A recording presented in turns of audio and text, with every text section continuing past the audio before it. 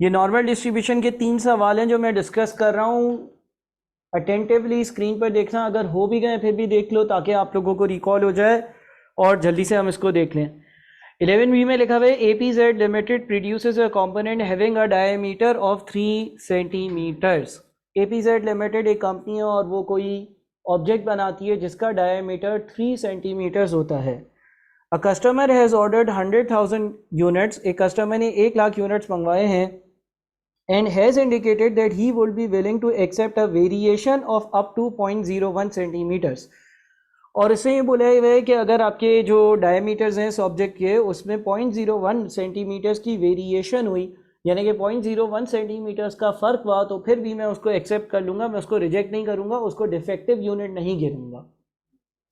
इसका मतलब ये हो गया कि वो कस्टमर ये कहना चाह रहा है अगर 3 सेंटीमीटर्स में से 0.01 सेंटीमीटर्स को माइनस करता हूँ तो 2.99 सेंटीमीटर्स, और अगर मैं 3 सेंटीमीटर में 0.01 सेंटीमीटर को ऐड करता हूँ तो 3.01 सेंटीमीटर। वो कस्टमर ये कहना चाह रहा है कि अगर कोई भी ऑब्जेक्ट ऐसा होगा जिसका डायमीटर 2.99, 2.995, 3 सेंटीमीटर, 3.001 सेंटीमीटर, 3.01 सेंटीमीटर हुआ तो मैं रख लूँगा, उसको सही मानूंगा, उसको ख़राब नहीं मानूंगा। लेकिन अगर 3.01 सेंटीमीटर से भी ज़्यादा हुआ या 2.99 सेंटीमीटर से भी कम हुआ तो मैं कहूँगा नहीं ये सही नहीं है, रिजेक्ट कर दूंगा, आप नया देना इसकी जगह। The diameter of the component has a normal distribution with mean of 3 centimeters. Normally distributed data है, mean जो है वो 3 है, standard deviation जो है वो 0.005 है।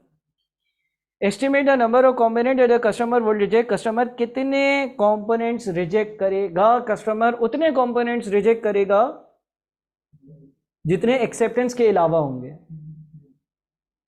पहले हम देख लेते हैं कि कस्टमर एक्सेप्ट क्या क्या करेगा। कस्टमर हर वो कंपोनेंट एक्सेप्ट करेगा जिसका डायमीटर 2.99 या उससे ज़्यादा हो और 3.01 या उससे कम हो। और अगर मैं इसको z में कन्वर्ट करता हूँ तो using z is equals to x minus mu divided by standard deviation, पहला -2 बनता है और दूसरा 3.01 माइनस 3 डिवाइडेड बाई 0.005 यानी कि 2, तो ये बनेगा हमारा p -2 less than z less than 2। इस हिसाब से हम अगर अपना एरिया देखेंगे कि जो मुझे चाहिए, सेंटर में z 0 होता है, ये 2 है, ये -2 है, तो इसके बीच जो एरिया है ना, इसके बीच जो एरिया है इसकी बात हो रही है।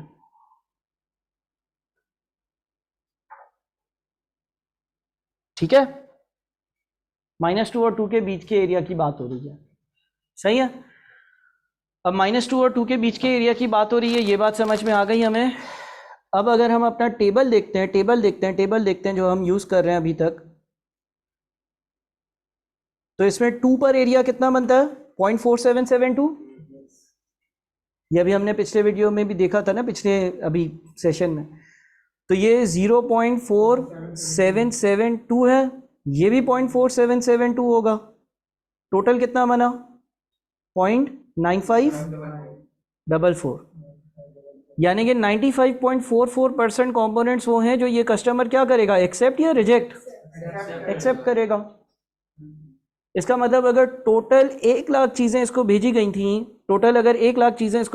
थी, तो उसमें से इसने 95.44% चीज़ें यानी कि 95,440 चीज़ें एक्सेप्ट कर ली। रिजेक्ट कितनी करी होंगी? 1 लाख में से 95,440 माइनस कर दो, 4560, यह आंसर होगा। ठीक है, अब बता दो इसमें कोई मसला है तो डिस्कस कर लो।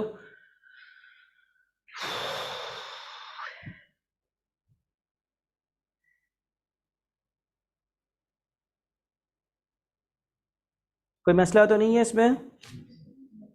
ठीक है, सारी चीज़ें वैसे ही थी जैसे हमने अभी तक डिस्कस करी हैं।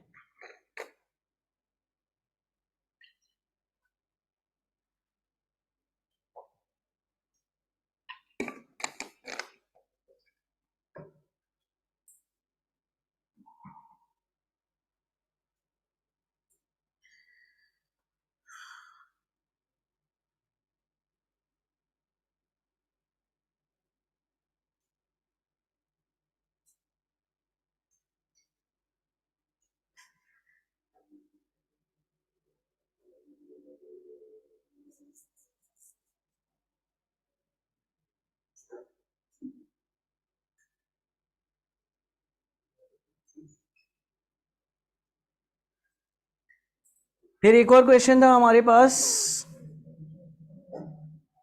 12 का बी। 12 का बी करते हैं इसके बाद, ठीक है।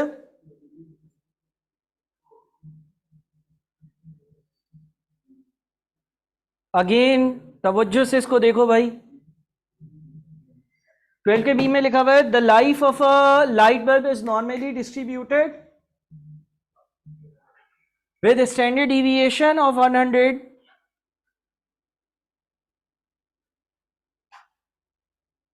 with a standard deviation of 100. The probability that the life of a bulb selected at random would exceed 3200 hours is 0.0228. ये 0.0228 क्या z की वैल्यू है या x की वैल्यू है? x है या z है? ये z है, ये प्रोबेबिलिटी है, ना z है ना x है। उससे बोला है the probability that the life of a bulb selected at random would exceed 3200 hours. किसी भी लाइट बल्ब के 3200 आवर्स से ज्यादा चलने की प्रोबेबिलिटी 0.0228 है।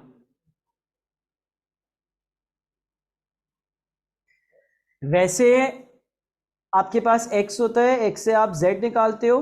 देखो आप क्या करते हो, आपके पास x होता है, x से आप z निकालते हो, z से फिर आप जो है ना वो अपना ग्राफ बनाते हो। ग्राफ बनाकर आप क्या निकालते हो? प्रोबेबिलिटी। अब इस सवाल में ऐसा नहीं है, इस सवाल में आपको उसने बोला हुआ है कि 3200 से ज्यादा, x अगर 3200 से ज्यादा हो उसकी प्रोबेबिलिटी 0.0228 है, ठीक है। आगे भी कुछ लिखा है, आगे लिखा है what is the probability that the life of a light bulb selected at random will not be less than 2800।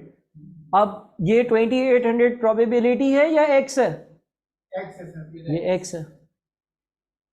उससे पूछा आपसे क्या है, उससे आपसे पूछा है what is the probability that the life of a light bulb selected at random would not be less, यानी कि x सिंबल कौन सा आएगा?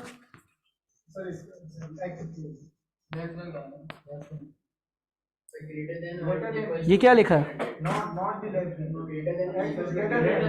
इस बात की क्या प्रोबेबिलिटी है कि कोई एक लाइट बल्ब मैं रैंडमली पिक करूं और उसकी जिंदगी would not be less than यानी कि ग्रेटर देन 2800 हो। ये आपसे पूछा।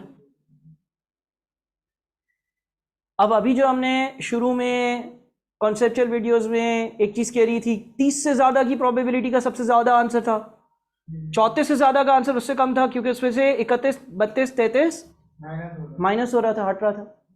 38 से ज्यादा वाला आंसर और कम था। तो अब मुझे बताओ, अगर आपको 3200, इससे बोला हुआ है कि यार कोई लाइट बल्ब 3200 घंटे या उससे ज्यादा चले, कोई लाइट बल्ब 3200 घंटे या उससे ज्यादा चले, कोई लाइट बल्ब 3200 घंटे या उससे ज्यादा चले, इसकी प्रोबेबिलिटी 0.0228 है या 2.28% है। अब सवाल आपसे ये पूछ रहा है इस बात की क्या प्रोबेबिलिटी है कि अगर एक लाइट बल्ब मैं रैंडमली पिक करूं उसकी जिंदगी 2800 या उससे ज्यादा हो। मेरा आंसर क्या आएगा ये बहस नहीं करता, मुझे बताओ इससे ज्यादा आएगा या नहीं? इससे ज्यादा आएगा, क्योंकि एक्सीड 2800 से ज्यादा में 3200 से ज्यादा वाला भी शामिल हो जाता है और 2800 और 3200 के बीच वाली रेंज भी शामिल हो जाती है। सही है। अच्छा, अब अगर ये सवाल होता है तो इसको z में कन्वर्ट करना होता है। z में कन्वर्ट करने का फॉर्मूला होता है z is equals to x minus mu upon standard deviation. अब आपके पास जो है ना x है 2800, म्यू नहीं है, स्टैंडर्ड डिविएशन है 100। अब मसला ये है कि म्यू नहीं होगा तो z कैलकुलेट नहीं होगा, z कैलकुलेट नहीं होगा तो ग्राफ नहीं बनेगा, ग्राफ नहीं बनेगा तो आंसर नहीं निकलेगा। तो इसीलिए उसने आपको जो है ना कुछ और डेटा दिया हुआ था, सिर्फ ये सवाल नहीं पूछा बल्कि उसने इस तरह की भी कुछ इंफॉर्मेशन दे दी।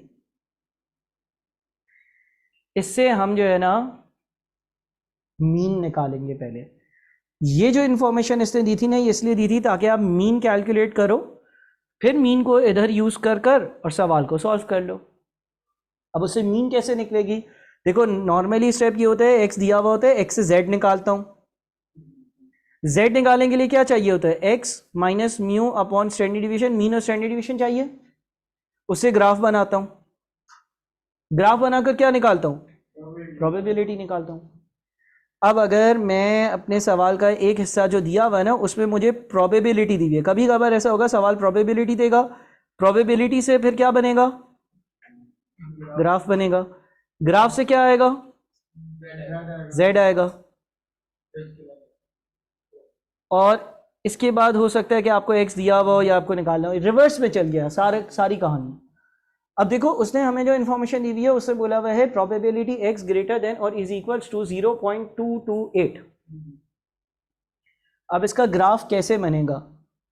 देखो हमें प्रोबेबिलिटी दी हुई है ना, हम अगर यहां पर स्टेप देखें तो प्रोबेबिलिटी वाला स्टेप हुआ। अब ग्राफ कैसे बनेगा गौर से सुनना। सेंटर में जेड कितना होता है? 0 होता, ठीक है। जहां पर सेंटर में जेड 0 होता है उसके आगे वाला सारा एरिया कितना होता है? 0.5। लेकिन ये जो 3200 से आगे वाला एरिया है ये कितना होना चाहिए? 0.0228। अच्छा आगे क्यों सर? ग्रेटर देन का साइन है ना, ग्रेटर देन का साइन है, ग्रेटर देन का साइन है, यानी कि कोई ऐसी z की वैल्यू, कोई ऐसी z की वैल्यू, कोई ऐसी z की वैल्यू, कोई ऐसी z की वैल्यू जिसके आगे वाला एरिया ये 0.0228 हो। ये ग्राफ बन गया। देखो हमने क्या किया, हमने ग्राफ ऐसा क्यों बनाया? ग्रेटर देन का साइन होता है, इसका मतलब आगे वाला एरिया शेड करना है, किसी वैल्यू से आगे वाला एरिया। और से बोला किसी वैल्यू से आगे वाली प्रोबेबिलिटी 0.0228 होगी, यानी कि एरिया 0.0228 होगा। कोई z की ऐसी वैल्यू, कोई z की ऐसी वैल्यू जिसके आगे वाला एरिया 0.0228 हो। अब हमें यह आइडेंटिफाई करना होगा कौन सी ऐसी z की वैल्यू होती है जिसके आगे वाला एरिया 0.0228 होता है ना। अब हम अगले स्टेप पर आए तो देखो हमें करना ये होगा, अगर ये 0.0228 है जो येलो से शेड किया है, तो ये जो मैं शेड कर रहा हूं 0.5 से 0.0228 माइनस करो, 0.4772। ऐसा क्यों किया सर? क्योंकि जो टेबल हम यूज कर रहे हैं वो सेंटर में जहां पे z 0 होता है, और जो वैल्यू मैं देखूंगा उसके बीच का एरिया बताएगा। अब क्या करेंगे? अब हम टेबल पर जाते हैं, टेबल पर जाकर ना अब आप z नहीं ढूंढ रहे हो, 0.4772 क्या है? एरिया है। एरिया साइडों पर नहीं होता, एरिया बीच में लिखा हुआ होता है। यहां पर देखो कहीं पे 0.4772 है, यहां पर 0.4772 ये रहा, और इसका रेलेवेंट z 2.00 है। तो इसका मतलब z की वो वैल्यू जिसके आगे वाला एरिया, z की वो वैल्यू जिसके आगे वाला एरिया 0.0228 होगा, वो कितनी होगी? 2।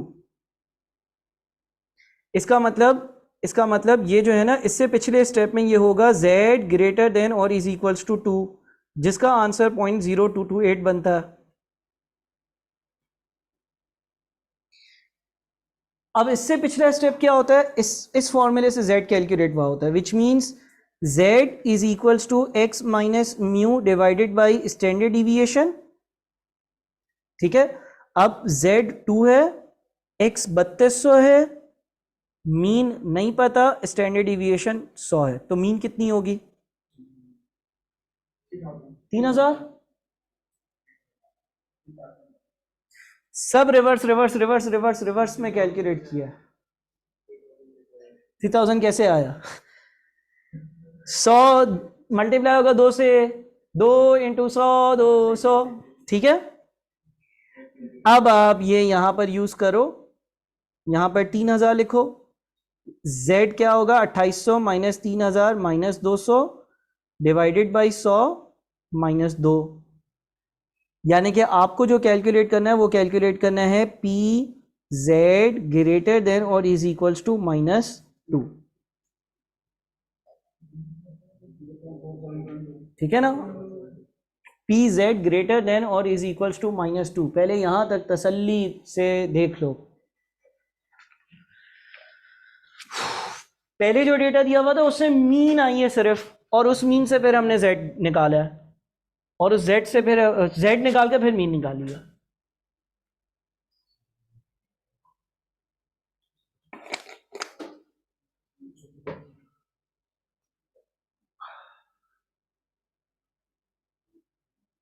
अब डायग्राम बनाओ जरा, पी जेड ग्रेटर देन और इज इक्वल्स टू -2 का डायग्राम बनाओ।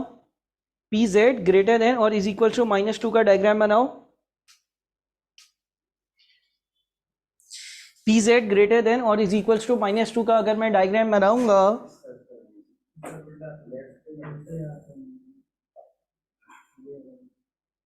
सेंटर में z कितना होता है, ग्रेटर देन और इज इक्वल्स टू का साइन है, तो जहां पर भी लकीर होगी उसके सीधे हाथ वाला एरिया शेड होगा, लेकिन लकीर कहां होगी, लकीर होगी यहां पर -2 पर। -2 तो यहां आता है ना, इसके आगे वाला सारा एरिया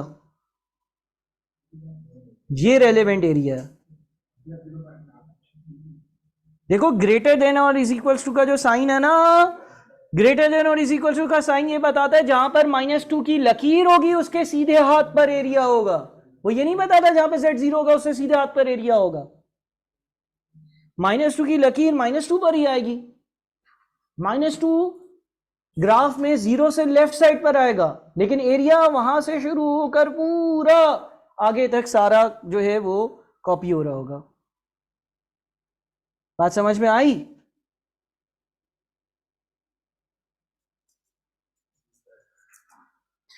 अब क्या होगा, अब हमें ये पता है यार ये 0.5 है और 0 से -2 के बीच का जो एरिया है ना वो 0.4772 है, तो पूरा क्या होगा 0.9772।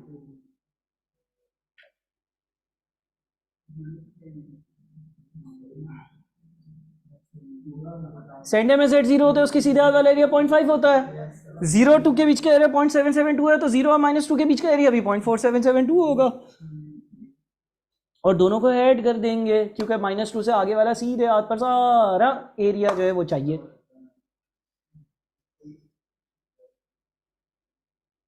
सही है, तो मेरा आंसर फाइनल क्या होगा, मेरा फाइनल आंसर ये होगा कि मेरा आंसर जो होगा ना वो 97.72% होगा।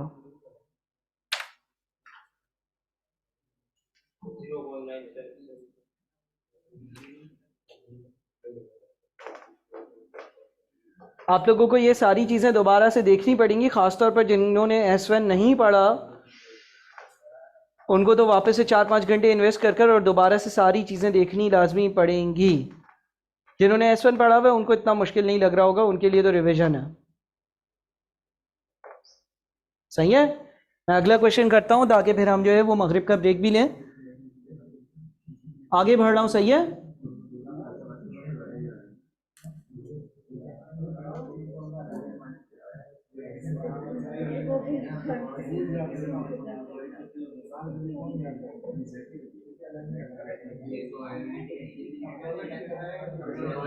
चलो जी,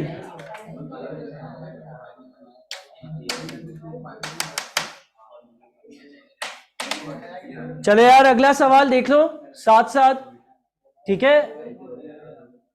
ये आपका 10B है, 10B कितने लोगों से हो गया था, 10B हो गया था सबसे? अच्छा, बस 2 मिनट दे दो मैं इसको सॉल्व कर लूं।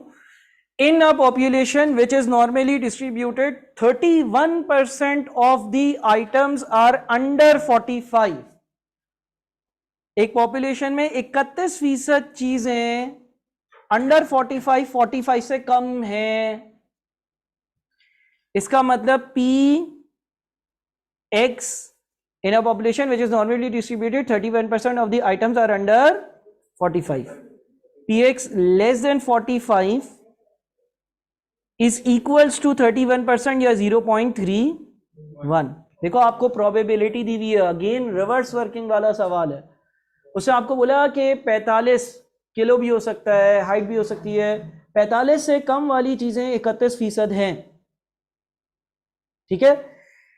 एंड 8% आर ओवर 64, ओवर का मतलब ज्यादा, तो उसने फिर लिखा पी एक्स ग्रेटर देन 64 0.08,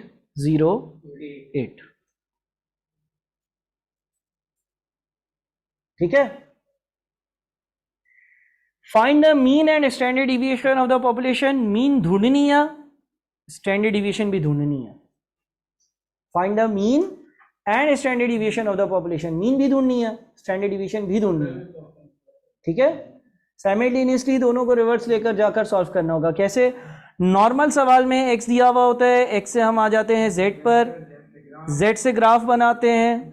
जब हम ग्राफ बना लेते हैं, ग्राफ बनाकर हम क्या करते हैं, ग्राफ बनाकर हम टेबल पर आते हैं। 1 मिनट बस, मुझे तो 1 मिनट हो। अस्सलाम वालेकुम सर, अल्हम्दुलिल्लाह।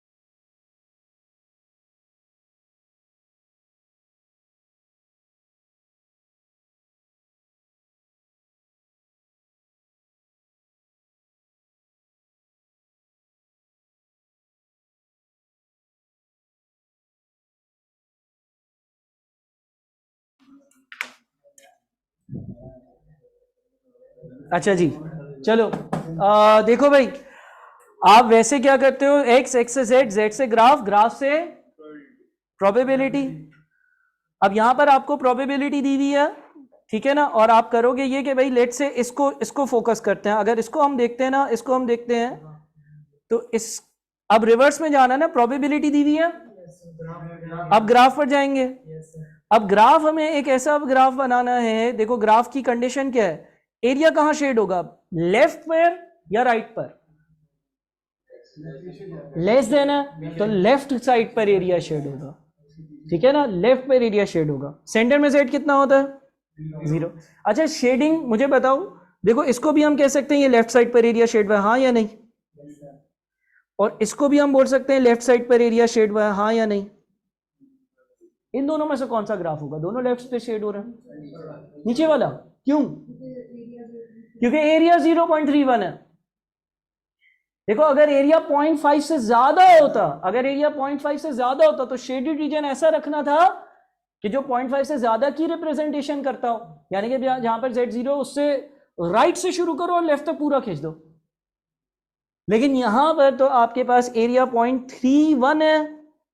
0.31 के एरिया का मतलब होता है, एरिया जो है ना वो 0.5 से कम है। तो अगर एरिया 0.5 से कम है ना, तो मैं यहां से यहां तक पूरी शेडिंग नहीं करूंगा, क्योंकि अगर यहां से शेडिंग शुरू करी तो वो तो जो ग्राफ है वो ऐसा नजर आ रहा होगा कि वैल्यू वो 0.31 नहीं बल्कि 0.61, 0.71, 0.5 से ज्यादा। तो एक तो हमें उल्टे हाथ पर शेड करना है, वो मुझे ये साइन बता देता है। दूसरा किधर से शुरू करना है उसका अंदाजा मुझे प्रोबेबिलिटी से हो जाता है। तो मुझे जो शेडिंग है ना वो यहां से लेफ्ट पर करनी होगी, क्योंकि मेरा शेडेड एरिया 0.31 तो रिप्रेजेंट करे। आप अगर 0 जहां पर सेंटर में Z है उससे सीधे हाथ से उल्टे हाथ तक सब शेड कर दोगे तो वो तो एरिया ही 0.5 से ज्यादा हो गया, तो ये 0.31 हो गया। अब अगर ये 0.31 है तो मुझे बताओ ये वाला कितना होगा, ग्रीन ग्रीन, ये हो जाएगा आपका 0.19, है ना। अब अगर मैं अपना 0.19 ढूंढता हूं टेबल पर,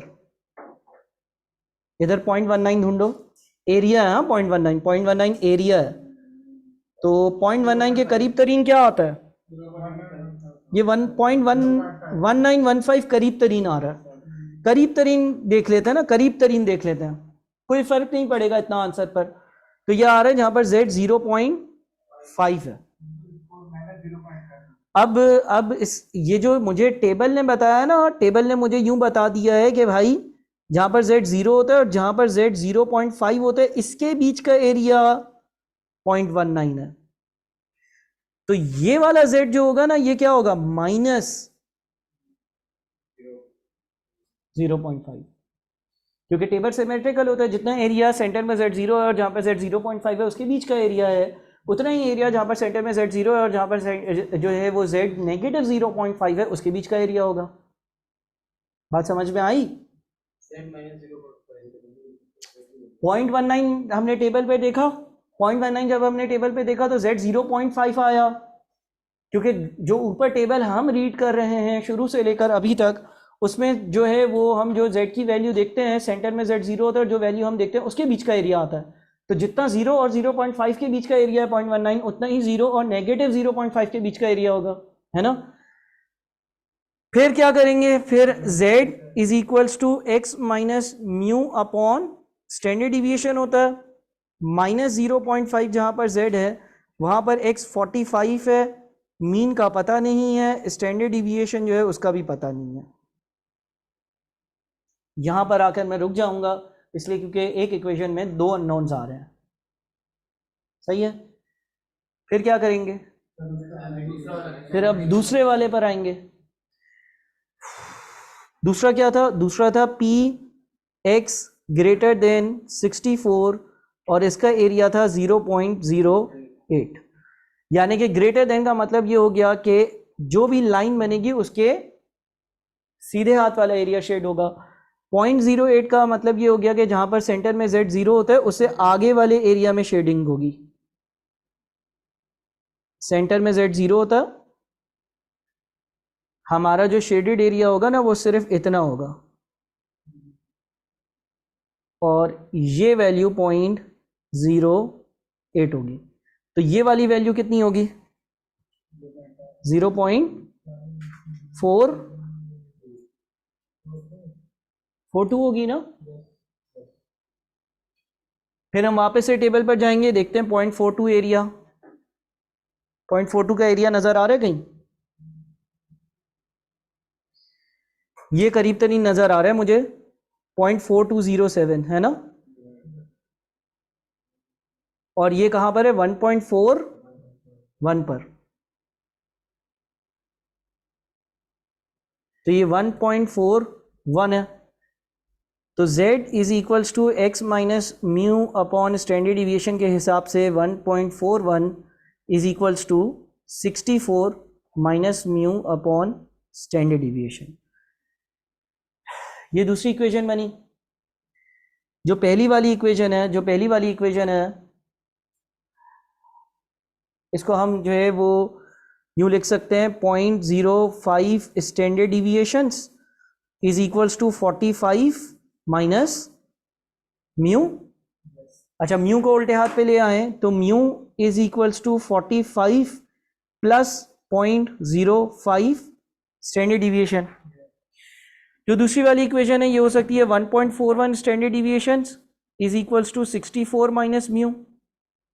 म्यू को उल्टे हाथ पे ले आए तो mu is equals to 64 minus 1.41 standard deviations. फिर म्यू की जगह हम सब्स्टिट्यूशन कर देते हैं। क्या सब्स्टिट्यूशन कर देते हैं, 45 plus 0.5 standard deviations is equals to 64 minus 1.41 standard deviations. अब ये 45 सीधे हाथ पर जाएगा, 64 में से 45 माइनस होगा तो कितना रह जाएगा, 19, और माइनस 1.4 लेफ्ट साइड पर आकर ऐड होगा तो तकरीबन 1.9 स्टैंडर्ड डिविएशंस कह देते हैं। 0.01 हटा देते हैं, उससे इतना फर्क नहीं पड़ेगा, राउंडिंग ऑफ ही है। तो स्टैंडर्ड डिविएशन कितनी हो जाएगी, 19 डिवाइडेड बाय 1.9 10। जब स्टैंडर्ड डिविएशन 10 आ गई तो मीन के लिए mean is equals to 45 plus 0.5 into 10, यानी कि ये होगा 50। यानी कि ओरिजिनली इस डिस्ट्रीब्यूशन की मीन 50 होगी और स्टैंडर्ड डिविएशन 10 होगी। अगर ये तमीज़ के दायरे में रहते हुए सवाल आता, अगर तमीज़ के दायरे में रहते हुए सवाल आता, तो सवाल आपको बोलता है भाई एक डेटा है उसकी मीन है 50, उसकी स्टैंडर्ड डिविएशन है 10,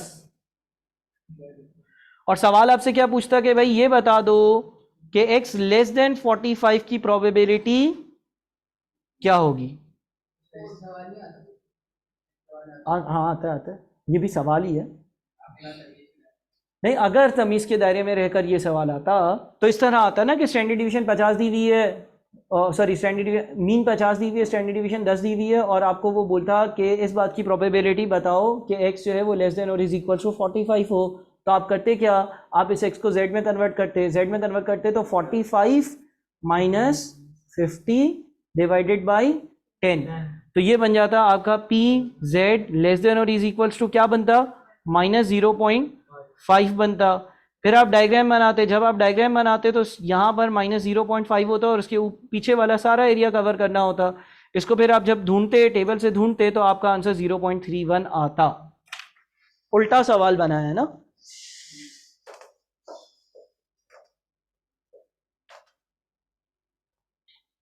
सही है, कोई मसला? चलो जाओ, ब्रेक से आओ, 7:36 हो रहे हैं, वापस आ जाओ, जाओ और वापस आओ।